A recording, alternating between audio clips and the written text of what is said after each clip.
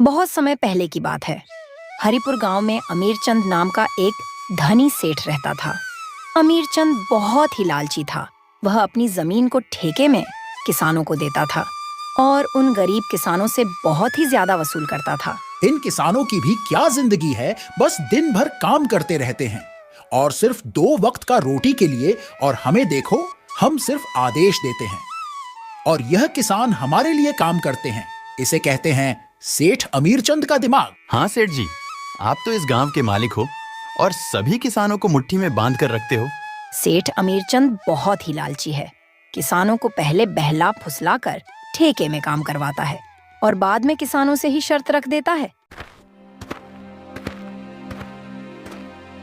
सेठ जी, मैंने सुना है कि आप किसानों को अपना जमीन ठेके पर देते हो। हाँ भाई, मैं किसानों को अपना जमीन ठेके पर देता हूँ। ठीक है सेठ जी, मुझे भी 1 साल के लिए आपका जमीन ठेके पर चाहिए। मेरा नाम रमेश है और मैं पास ही के गांव गोपालपुर में रहता हूँ। ठीक है रमेश, मैं अपने जमीन को ठेके में दे दूंगा, लेकिन 1 साल के बाद तुम जो फसल उगाओगे उनमें से आधा फसल मेरा होगा और आधा फसल तुम्हारा होगा। इसी तरह सेठ अमीरचंद अपनी जमीन को ठेके पर देता है, लेकिन किसानों के सामने एक शर्त रखता है कि फसल का आधा हिस्सा मेरा और आधा हिस्सा तुम्हारा होगा। चलो, जमीन तो मिल गया, अब इसमें खेती करता हूँ। उम्मीद है इस साल अच्छी फसल होगी। मुझे बहुत मेहनत करना होगा, तभी मेरे हिस्से में कुछ बच पाएगा। रमेश दिन भर कड़ी मेहनत से काम करता है और फसल तैयार करता है और फसल तैयार भी हो जाती है। रमेश फसल की कटाई भी शुरू कर देता है। चलो भाई, इस साल तो बहुत ही अच्छी फसल हुई है। आधा जमींदार ले जाएगा, पर भी मेरे हिस्से में कुछ आ ही जाएगा। अरे सेठ जी, आपको पता है क्या, रमेश अपने फसल की कटाई कर रहा है। इस साल तो रमेश की फसल बहुत ही अच्छी हुई है। ऐसा बात है क्या? रमेश आज फसल की कटाई कर रहा है। चलो फिर चलकर देखते हैं। अरे रमेश बाबू, फसल का कटाई पूरा हो गया है क्या? हो गया है मालिक। इस बार मैंने गेहूं की फसल लगाई है। देख लो, बहुत ही अच्छी फसल हुई है। वह तो दिख ही रहा है मुझे। मेरा खेत ही उपजाऊ है, इसकी वजह से इतनी अच्छी फसल हुई है। नहीं मालिक, खेत भले ही उपजाऊ हो, लेकिन वहां मेहनत नहीं होगी तो फसल कैसे होगी? मैंने इस साल इस खेत पर बहुत मेहनत किया हूं सेठ जी। इस खेत पर गेहूं की फसल तैयार करने में मुझे कड़ी मेहनत से काम करना पड़ता था। इसकी वजह से इतनी अच्छी फसल हुई है। क्या बात कर रहे हो रमेश? खेत नहीं होगा तो तुम मेहनत कहाँ करोगे और कैसे मेहनत करोगे? यह खेत बहुत उपजाऊ है, इसलिए तुम यहाँ पर हो। इस तरह रमेश से शर्त लगाकर सेठ अमीरचंद अच्छी फसल ले जाता है और खराब फसल रमेश को दे देता है। ये क्या, इतना मेहनत करने पर भी बस इतना ही फसल मिला? ऐसे जिंदगी से तो अच्छा मर जाना बेहतर है। हमेशा दूसरों के इशारे पर काम करो, पता नहीं खुद का जमीन कब होगा। रमेश इस तरह जैसे तैसे अपना जिंदगी काटे जा रहा था। फिर एक दिन रमेश का बेटा किशोर शहर में अपनी पढ़ाई खत्म करके अपना गांव गोपालपुर आता है और जब किशोर गांव का नजारा देखता है तो किशोर को बहुत दुख होता है। पिताजी, क्या हुआ? हमारे गांव को बहुत सुना सुना लग रहा है। रमेश अपने बेटे किशोर को सारी बातें बता देता है और गांव के सभी आपदा, हालात और गांव के जमींदार के बारे में भी बता देता है कि किस तरह सेठ अमीरचंद किसानों को धोखे में रखकर किसानों का जमीन को लूटता है। चलो कोई बात नहीं पिताजी, दुखी मत हो, इस बार मैं खेती करूंगा। किशोर ने सेठ अमीरचंद को सबक सिखाने और सभी किसानों को इंसाफ दिलाने की प्रतिज्ञा ली। फिर एक दिन किशोर सेठ अमीरचंद जी के घर जाता है। सेठ जी, पिताजी की जगह इस बार मैं खेती करूंगा। मुझे ठेके में कोई भी एक जमीन चाहिए। अरे तुम जाओ, अभी तुम्हारे पास इतना ताकत नहीं है बच्चे कि तुम खेती कर पाओ। नहीं सेठ जी, आप ऐसा मत बोलिए। मैं पढ़ा लिखा हूँ, लेकिन हूँ तो एक किसान का बेटा ही ना। खेती मेरी धर्म है। चलो ठीक है, मैं मान लेता हूँ। और वैसे भी आजकल क्या काम रखा है? अब पढ़ लिख कर वैसे भी तुम बेरोजगार घूम रहे हो। इससे अच्छा तुम थोड़ा खेती बाड़ी भी सीख लो। आपका बहुत बहुत धन्यवाद सेठ जी। धन्यवाद बाद में देना, पहले मेरा नियम और शर्तें सुन लो। क्या शर्त है सेठ जी, आप बताइए। अरे यह लड़का तो नया नया खेती बाड़ी कर रहा है। चलो इस बार कोई नया शर्त बता देता हूँ।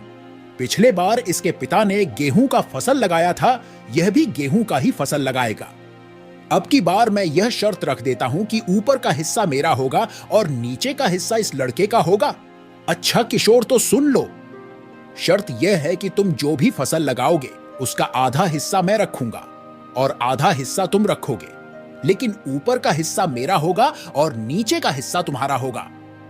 बोलो, तुम्हें यह शर्त मंजूर है? ठीक है सेठ जी, मुझे मंजूर है। बिल्कुल ऐसा ही होगा जैसा आप चाहते हैं।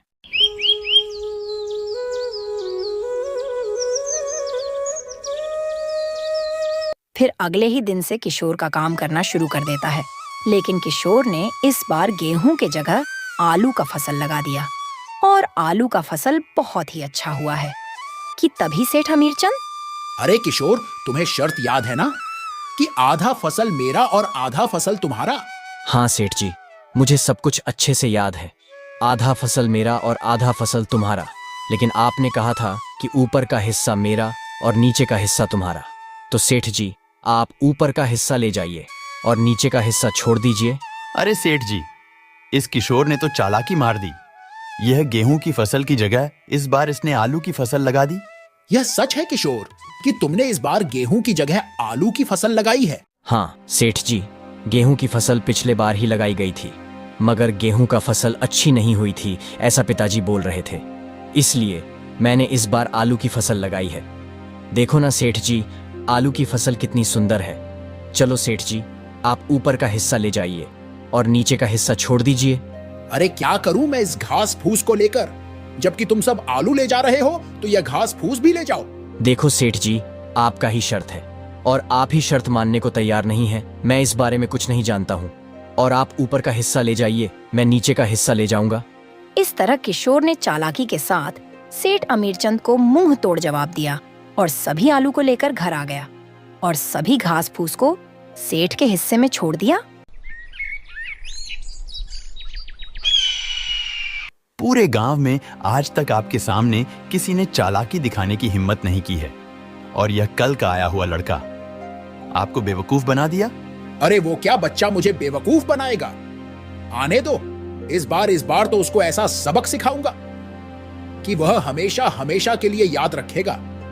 फिर कुछ महीनों के बाद किशोर दोबारा से सेठ अमीरचंद के घर जाता है कि तभी सेठ अमीरचंद। अरे लड़के, इस बार क्या चाहिए तुझे? ठेके पर जमीन चाहिए सेठ जी। फिर तो मेरा भी हिसाब सुन ले लड़के, इस बार कुछ चालाकी नहीं चलेगी। इस बार फसल का नीचे का भाग मेरा होगा और ऊपर का भाग तुम्हारा होगा। बोलो, क्या तुम्हें यह शर्त मंजूर है? बिल्कुल मंजूर है सेठ जी। इस बार फसल का ऊपर का भाग मेरा ही होगा और नीचे का भाग आपका होगा। इस तरह किशोर सेठ जी से बात करने के बाद अपना घर वापस लौट आता है और फिर इस बार दोबारा से खेती करने की तैयारी में जुट जाता है।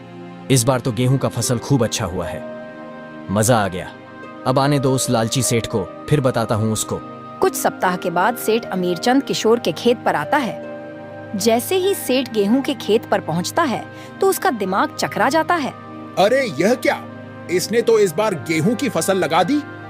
यह लड़का किशोर जितना मैं सोच रहा था उससे कई ज्यादा होशियार निकला।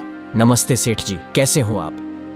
देखिए सेठ जी, इस बार मैंने गेहूं की खेती की है और आपने शर्त रखी थी कि ऊपर का हिस्सा मेरा होगा और नीचे का हिस्सा आपका होगा, तो फिर ले जाइए आप नीचे का हिस्सा। इस तरह से किशोर ने अपना दिमाग का इस्तेमाल करके फिर से सेठ को बेवकूफ बना देता है। अरे सेठ जी, उस छोटे से बच्चे का दिमाग तो देखिए। आप जैसे महाजन को भी अपने बुद्धि के बल पर बेवकूफ बना दिया। तुम सही कह रहे हो सुरेश, मैं उसको छोटा ही समझ रहा था, उसने तो मुझे बेवकूफ ही बना दिया। आने दो, दोबारा फिर उसको बताता हूँ। किशोर ने गेहूं की कटाई की और सारे फसल को अपना घर ले आया। किशोर गेहूं का फसल लाकर गांव के जरूरतमंद लोगों में बांट दिया। किशोर और उसके पिता दोनों ही बहुत खुश थे कि तभी किशोर। चलो आज सेठ जी के पास दोबारा मुलाकात करते हैं और इस साल भी ठेके में जमीन लेकर फसल लगाते हैं। देखते हैं सेठ अमीरचंद इस बार क्या दिमाग लगाते हैं। अच्छा, तो तुम मुझसे मिलने दोबारा आ ही गए। अब क्या खेल खेलना चाहते हो मेरे साथ?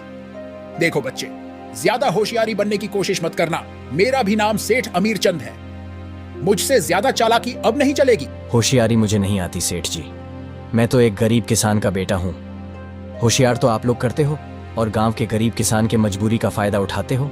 यह लड़के ज्यादा ज्ञान मत बांट, काम की बात कर वरना यहां से चलता बन। सेठ जी चलिए काम की बात करते हैं। मुझे इस साल भी आपकी जमीन ठेके पर चाहिए, बताइए इस बार आपका क्या शर्त है? सेठ अमीरचंद थोड़ी देर सोचने के बाद कहता है, तो सुन लो मेरा शर्त। इस बार नीचे और ऊपर का हिस्सा मेरा होगा और बीच का हिस्सा तेरा होगा। तो बताओ, यह शर्त तुम्हें मंजूर है? बिल्कुल मंजूर है सेठ जी, जैसा आप चाहे। मैं तो किसान का बेटा हूँ, मुझे तो बस खेती करनी आती है।